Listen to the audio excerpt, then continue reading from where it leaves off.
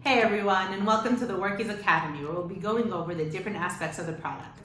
In this video, we'll start with a quick guide on navigating the Workiz app. Then we'll dive into what it's like to use the app when you're on a job or in the field.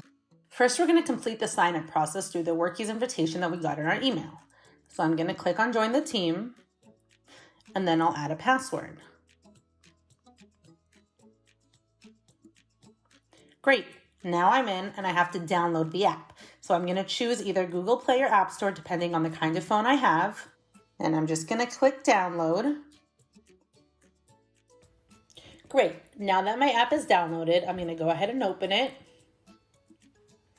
And I'll log in using the same email and password that I just chose.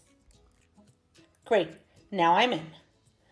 I'm going to allow everything because I want to be able to access microphone notifications and my location. Keep in mind that some actions might not be visible to every technician due to restrictions set by your account's owner. Once you're inside the app, you can see your schedule.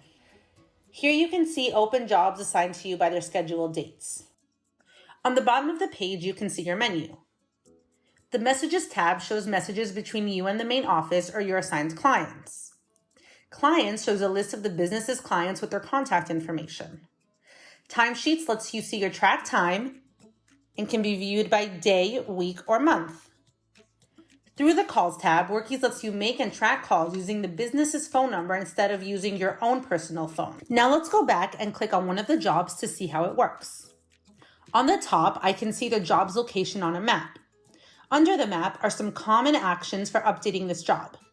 I can start and stop a timer to keep track of the time spent on this job. I can let the customer know I am on my way with a quick friendly text, and I can collect a payment via cash, credit card, or check by using the Pay button.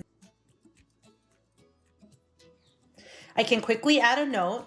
Gate code is 1234, or attach an image to the job.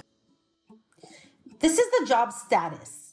Ideally, you want to set it to in progress while working on the job, and then switch it to done when the job is complete. I can view the client's details, navigate to the job's location, or call the client using my Workiz phone. On the bottom, I can click the Finance tab to view the job's line items. I can add any parts used or services given on this job. When ready, you can create an invoice and send it to the customer. I can choose whether I want to send it via email or SMS. All done. Don't forget to go back and change the status to done. Need help? Click the menu and reach out to the support team using the Get Help option. And that's all. Hope this was helpful. If you have any questions, we're here to help.